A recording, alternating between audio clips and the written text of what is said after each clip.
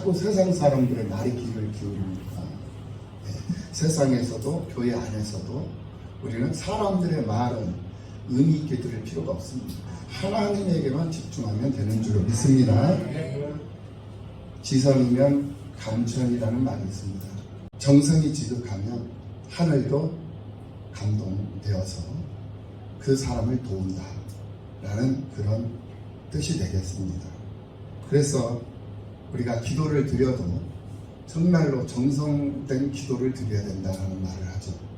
그만큼 마음을 다하고 뜻을 다하고 힘을 다하고 목숨을 다해서 기도하면 하나님의 마음을 움직일 수가 있어서 하나님은 우리의 기도를 들어주실 수 있다.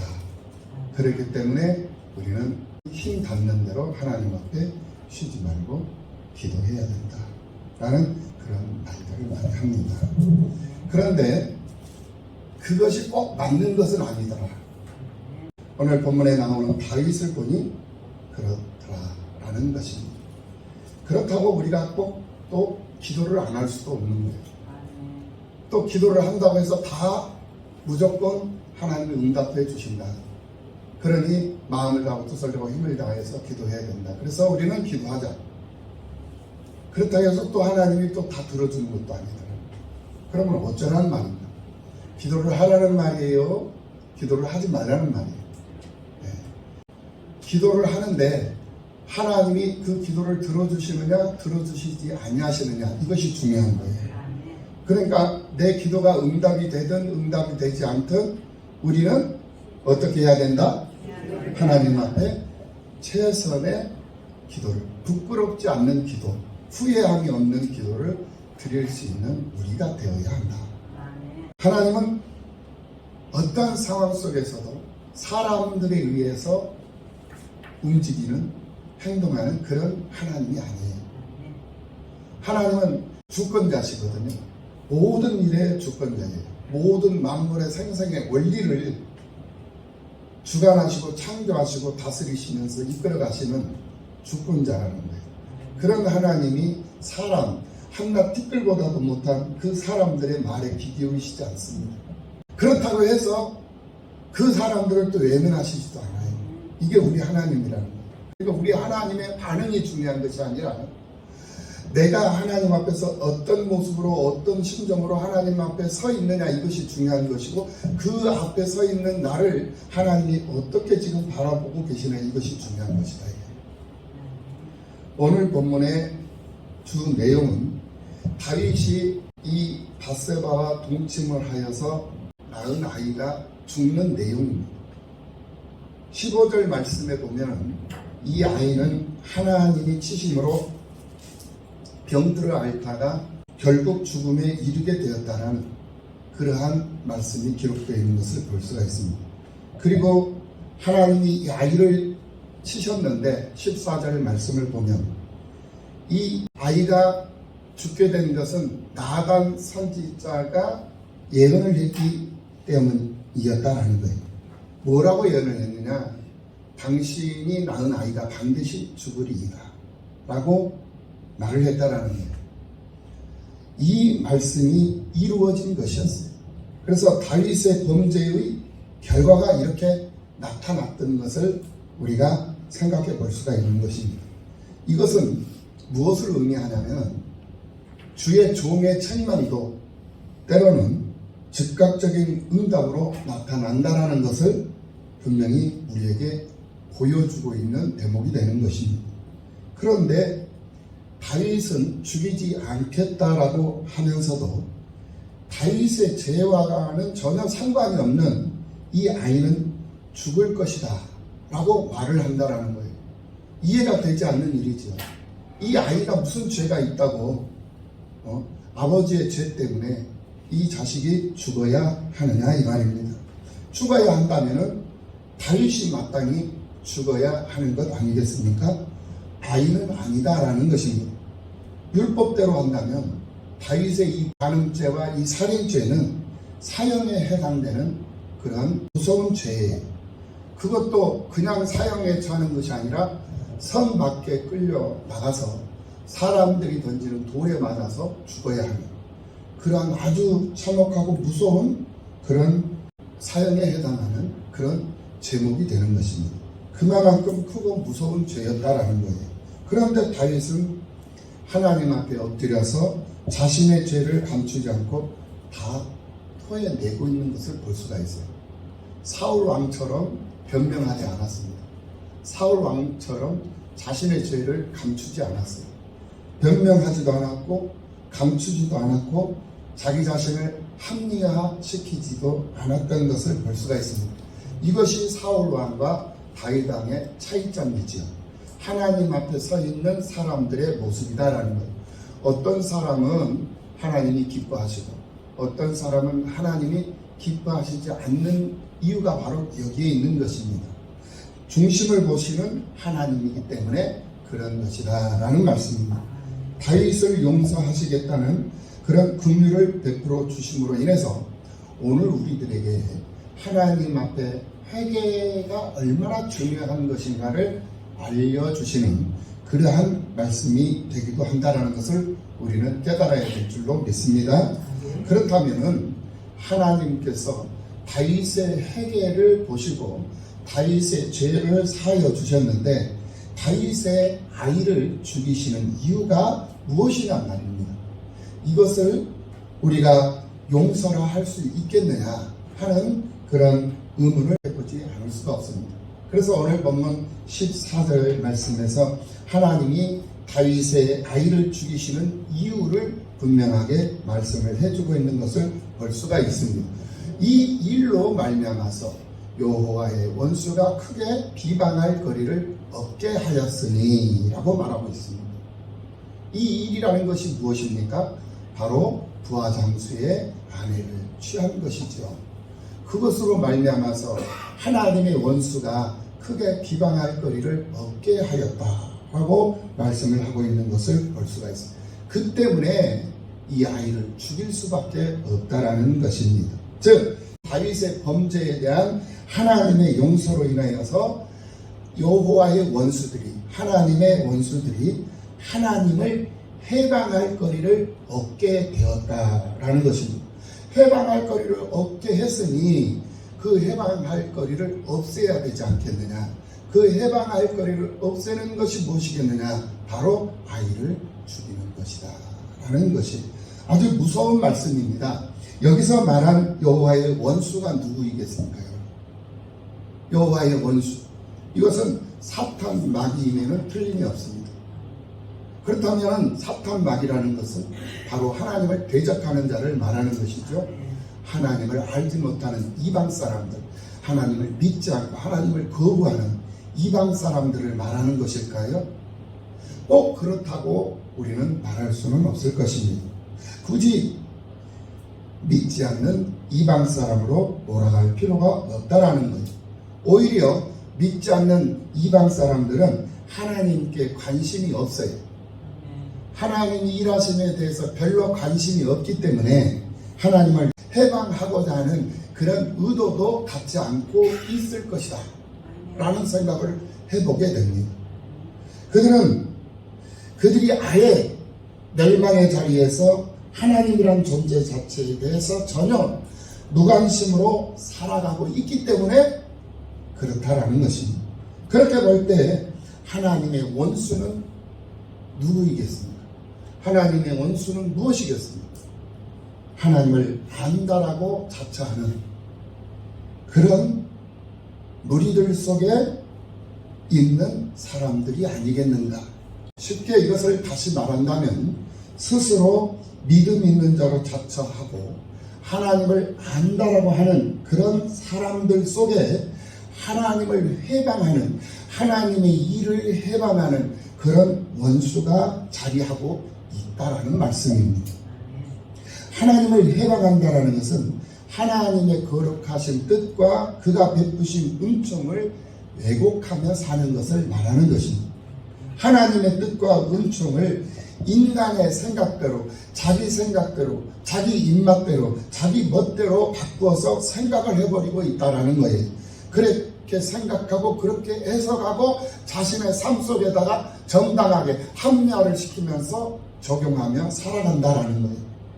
그것이 바로 하나님과 원수가 된다라는 말을 분명히 말씀하고 있는 것이다 라는 것을 우리가 생각해 보지 않을 수가 없습니다. 하나님은 약속하신 대로 다윗을 살려주었습니다. 다윗은 죽임을 당할 수밖에 없는 사람이에요. 살인죄를 범했어요.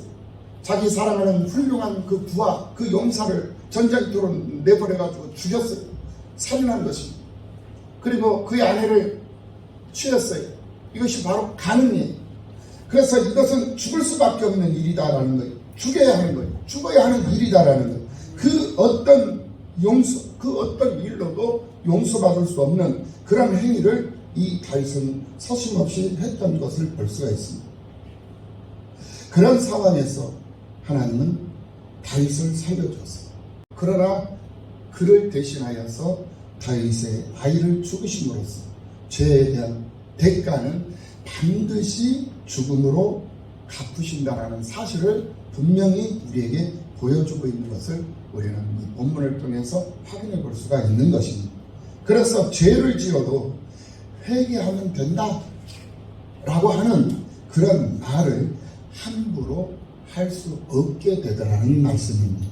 사실 자식의 이 죽음이라는 것은 그 부모 자신의 죽음과도 같은 것입니다. 아이를 지켜주지 못한 다윗의 그 절규는 그 어떤 말로도 대신할 수 없는 그런 아픔이요 고통이었을 것입니다. 부모의 마음은 차라리 내가 죽을지언정 자식은 살리고 싶어 하는 것이 부모의 심정 아니겠습니까? 그런 부모 입장에서 바라볼 때에 이 자식의 죽음 앞에서 마음 놓고 죄를 지어도 되겠다라는 그런 생각은 할 수 없을 것이다. 자신의 죽음을 보면서 죄를 심판하시는 하나님을 보게 될 것이고 죽음보다 더 고통스럽고 더 아픈 죽음의 쓴맛을 보게 되기 때문에 그렇다라는 것입니다. 이것이 바로 하나님께서 자식을 죽이는 이유가 되는 것입니다. 오늘 본문 16절 말씀을 봅니다.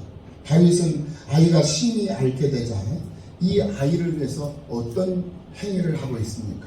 이 아이를 위해서 금식을 하고 안에 들어가서 밤새도록 땅에 엎드려서 하나님 앞에 간구를 하고 있는 것을 볼 수가 있습니다. 심지어 그 집에 늙은 자들이 다윗을 일으키려 하였지만은 그거를 듣지 않고 먹지도 않고 계속해서 하나님 앞에 밤이고 낮이고 하루 이틀 3일 4일 그 아이가 살았다라는 사실이 들을 수 있을 때까지 그 아이의 결과가 어떻게 나타나는가를 들을 때까지 다윗은 식음을 전폐하고 하나님 앞에 엎드렸던 것을 우리는 분명히 확인해 볼 수가 있습니다. 그럼에도 아이는 1년 만에 죽고 말았습니다. 다윗이 목숨 걸고 기도한 것 아니겠습니까? 차라리 나를 죽여주시옵소서 라고 하나님 앞에 간구하며 기도한 것 아니겠습니까? 그럼에도 불구하고 아이는 살아나지를 못하고 죽었어요. 다윗의 그 목숨 걸고 기도했던 그 기도의 응답이 결국 무효로 들어가 버리고 말았다는 거예요. 무효가 되고 말았다는 거예요. 하나님은 응답해 주지 않았다는 거예요. 결국 다윗의 죗값을 하나님이 물으셨다는 거예요. 그리고 그에 상응하는 대가로 아이를 가져가셨던 것을 볼 수가 있습니다. 오늘 보면 20절 말씀을 봅니다. 다윗이 땅에서 일어나 몸을 씻고 기름을 바르고 의복을 갈아입고 여호와의 전에 들어가서 경배하고 궁으로 들어와서 명하여 음식을 그 앞에 베풀고 하고 먹은지라 라고 20절에서 말씀을 하고 있는 것을 볼 수가 있습니다. 아이가 죽었다라는 소식이 들렸어요. 보통 사람들 같으면 그 소식을 듣고 어떻게 하겠습니까? 하나님을 비방할 것입니다. 하나님은 죽었어. 하나님은 나를 사랑하지 않아. 하나님은 나를 버리셨어. 이제는 나도 하나님을 버릴 거야. 하나님을 떠날 수도 있었을 것입니다. 하나님을 외면하고 하나님을 저주하며 자기의 갈 길을 갔었을 수도 있었을 것입니다. 그게 인간의 모습 아니겠습니까? 그런데 오늘 이 다윗의 모습은 전혀 그렇지 않았다라는 거예요. 땅에서 일어났습니다. 그 소식을 듣고. 그리고 무엇을 했습니까? 몸을 씻었어요. 자신의 몸을 씻었다라는 것, 자신의 몸을 정결하게 했다라는 것. 그리고 기름을 발랐어요. 기름을 바르고 의복을 갖춰 입었어요. 예복을 입었다라는 것이. 그리고 어디로 갔습니까? 하나님의 성전으로 들어간 거예요. 하나님의 성전. 그리고 뭘 했습니까? 경배를 했습니다. 하나님 앞에 경배했어요. 주시는 이도 아버지 하나님이시고 가져가시는 이도 아버지 하나님이시오니 내가 하나님의 뜻을 받아들이고 이제 이후로는 범죄하지 않는 삶을 살겠나이다 라고 하나님 앞에 하지 않았겠습니까? 그것이 다윗의 모습이 아니었겠습니까? 이것이 바로 하나님과 다윗의 관계 속에서 끊을래야 끊을 수 없었던 그런 관계가 되었던 거예요. 오늘 우리들의 삶 속에도 이러한 하나님의 관계가 맺어져야 될 줄로 믿습니다.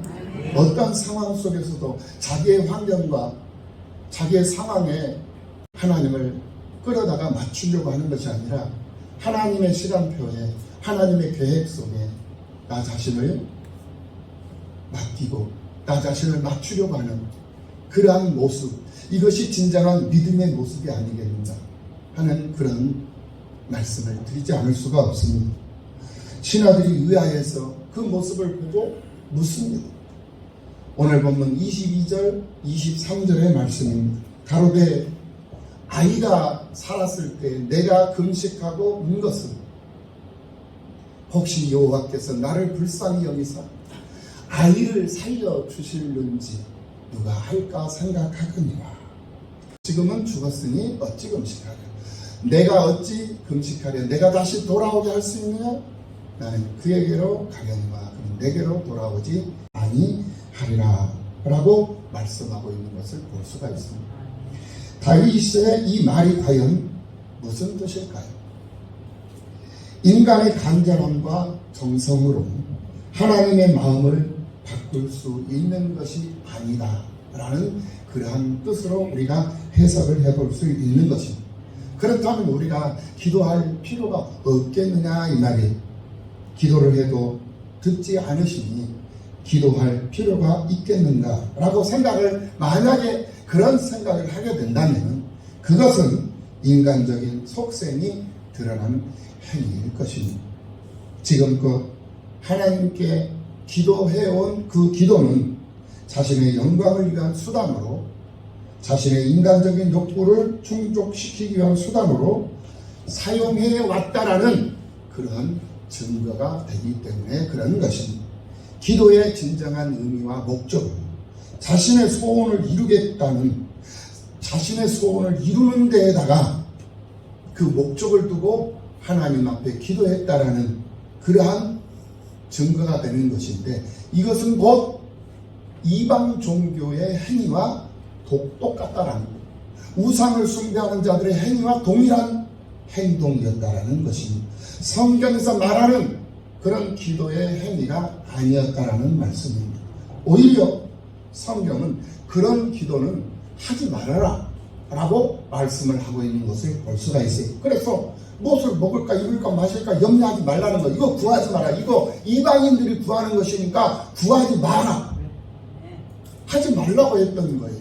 그런데 우리는 그것을 서슴없이 말하고 있는, 이것이 바로 하나님의 말씀을 거역하는 것이고 하나님의 말씀을 대항하는 것이고 하나님 앞에 대적하는 것이고, 그러한 모습을 하나님이 과연 기뻐하시겠나 이거예요. 그러한 모습을 보시고 하나님이 과연 그 기도를 들어주시겠냐 이게 전혀 그렇지 않다라는 것을 우리는 분명히 알아야 할 줄로 믿습니다. 그리고 기도는 내 뜻을 이루기 위한 것이 아니라는 거예요. 사람들이 자꾸 착각을 해요. 내가 기도하면 그 기도를 하나님이 이루어 줄 것이다 라고 하면서 하나님 앞에 기도를 한다라는 거예요. 내 뜻을 이루기 위한 기도 말입니다. 하나님의 뜻을 잊고 하나님의 뜻을 알며 그 뜻에 순종하려 하는 자로 살기를 원하는 그러한 마음, 그런 심정으로 하나님 앞에 간구하고 하나님을 노래하는 그런 것이 바로 기도인데, 하나님의 말씀으로 이루어지기를 원하고 하나님의 말씀대로 이루어진 것을 기뻐하며 감사하는 그것이 바로 기도하는 것인데, 그 기도의 본질을 잃어버리고 그 기도의 핵심을 놓쳐버리고 자신의 영광을 위해서, 자신의 유익을 위해서, 자신의 배부름을 위해서 자신의 욕심을 끊임없는 그 욕심, 끊임없는 그 욕구를 충족시키기 위한 방법으로 하나님 앞에 기도를 하더라는 거예요. 그 기도가 바로 허공을 치는 것이요 향방 없는 길을 가는 것이라고 사도 바울은 우리에게 분명히 말씀을 하고 있는 것을 볼 수가 있습니다. 이거를 좀 더 우리가 알아먹기 쉽게 얘기를 한다면 헛다리 짚지 말라는 거예요. 헛수고 하지 말라는 거예요. 금식을 하고 밤을 새워 하나님 앞에 기도하고 방언으로 하나님 앞에 부르짖어 간구하면 무엇하느냐 이거예요. 모두가 다 자기의 욕망을 채우기 위한 것이고 자기의 배부름을 위한 것이고 자기의 욕심을 충족시키기 위한 그러한 행위의 기도인데, 그것을 어찌 하나님께서 기뻐하시겠느냐. 하지 말라고 한 것을 하고 있는 거예요. 그럼 오히려 하나님께서 기뻐하시고 응답해 주는 것이 아니라 어떻게 하시겠어요? 하나님께서 몽둥이 들어요. 너 이 자식 하지 말라는데 자꾸 나를 귀찮게 하냐 하면서 몽둥이 찜질을 한다니까 빠따를 맞는 거예요.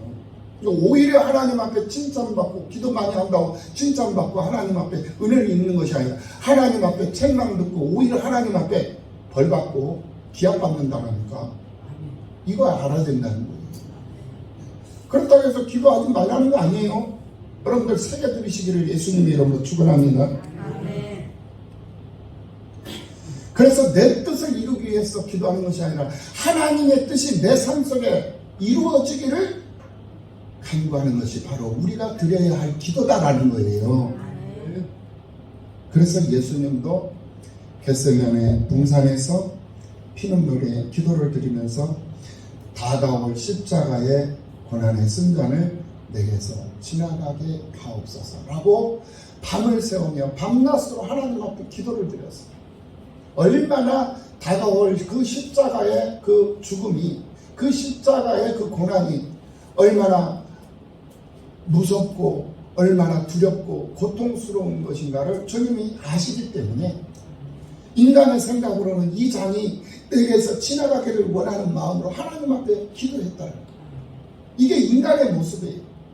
그러나 그것이 자신의 육신을 입은 사람의 모습, 사람의 마음, 심정이라는 것을 알고 있었기 때문에 이 모든 일이 내 원대로 마옵시고 아버지의 원대로 하옵소서라고 아버지의 뜻을 이 예수님도 순종으로 받아들였던 거예요.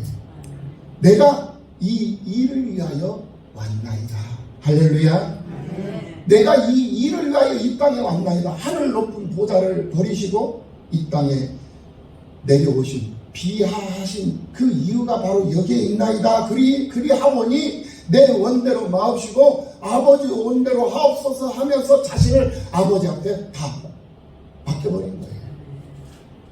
내가 이 일을 위해서 왔지 않습니까? 그러니 그 일대로 아버지의 뜻대로 행하시옵소서.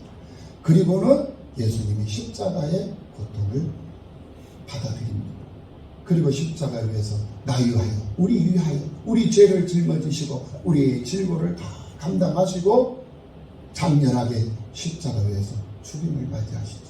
그때 마지막으로 가상칠언을 하시면서 마지막으로 하시는 말씀이 무엇입니까? 엘레 라마 사박다니. 아버지 어찌하여 나를 버리시나이까. 예수님은 형제들도 고향에서 동료들도 다 예수님을 버렸어요. 버림받으신 분이에요. 제자들에게도 버림을 받으셨고 군중들에게도 사람들에게까지 지도자들에게까지 모든 너나 할 것 없이 모든 사람들이 예수를 다 버렸어요. 십자가 위에서 하나님 아버지까지도 아버지 하나님까지도 예수님을 버리셨다니까요. 그러니 마지막 가상치론을 하시면서 엘리엘리 라마 사박다. 아버지 어찌하여 나를 버리시나이까. 그러면서 에르베르 다 이루었도다 하면서 운명을 하십니다. 이게 우리 주님의 모습이다라는 것입니다. 결국 예수님도 하나님 뜻대로 행하시는 하나님이시다라는 것을 알았기 때문에 결국에 가서는 내 원대로 마옵시고 아버지 원대로 하옵소서. 나는 이 일을 위해 왔나이다 라고 말씀하시면서 십자가 고난이 자기에게 주어진 사명이라는 것을 알고 그 일에 순종을 하셨다라는 거예요. 오늘 여러분들도 마찬가지입니다. 우리가 왜 예수를 믿었습니까? 예수를 믿는 목적이 있어요. 예수를 믿는 이유가 있습니다. 그 목적과 그 이유가 뭐냐? 바로 하나님 나라의 영광을 위함이에요. 하나님 나라의 영광이 무엇입니까? 바로 이 세상 모든 사람들에게 생명을 공급해주는 그 일에 내가 쓰임받기 위해서 내가 예수를 믿게 된 것이다 라는 거예요. 내가 구별된 것이다 라는 거예요. 내가 선별된 것이다 라는 거예요. 할렐루야. 그 일을 위해서 우리가 지금 훈련을 받는 것이고 그 일을 위해서 우리가 지금 교육을 받는 것이고 그 일을 위해서 우리가 지금 양육을 받는 거예요. 그래서 양육을 통해서 우리가 성숙하고 성장하면 우리가 무슨 일을 해야 되느냐? 복음 전도하고 복음 증거하는 일을 해야 되는 거예요. 이웃에게, 가정에서도, 이웃에서도, 직장에서도, 일터에서도, 세상 모든 5대양 6대주 열방을 향해서 복음을 선포하고 그 복음을 증거하는 증인으로서의 삶을 살아가기 위한 그런 삶을 우리가 살아가야 하기 위해서 우리가 예수를 믿는 것이고 우리로 하나님께서 우리를 구별해 주신 거예요. 이것이 우리가 예수 믿는 목적이 되는 거예요. 잘 먹고 잘 살려고 예수 믿는 거 아니라니까. 할렐루야. 그러면 우리가 예수를 믿으면 잘 먹지 못하고 못 먹고 못 사느냐? 아니에요. 이것은 그냥 덤으로 1+1 덤으로 그냥 따라오는 거예요. 할렐루야. 그러니까 우리의 목적이 뭐냐면은 교회를 세우는 것이 목적이고 교회가 뭐예요? 주님의 몸된 몸 아닙니까? 주님의 몸된 교회잖아요. 우리가 사는 이유가 무엇입니까? 우리가 돈을 버는 이유가 뭐예요? 우리가 열심히 공부해서 성공하려고 하는 이유가 뭐예요? 다 하나님 나라 영광을 위해서 하는 일이에요. 우리가 일하는 것도 우리가 사는 것도 마찬가지예요. 우리가 살아있는 그 자체 이것이 뭐냐? 주님의 몸된 교회를 세우고 주님의 몸된 나라를 이 땅에 세우고 이 지역사회에 주님의 숲을 이루고 그래서 이 지역사회가 성시화가 되어서 범죄율이 없어지고 인간적인 그런 모습은 다 없어지고 모두가 다 하나님 사랑으로 서로 사랑하면서 그렇게 사는 사회를 만들기 위해서 우리가 지금 현재 선택되고 구별된 사람들이라니까요.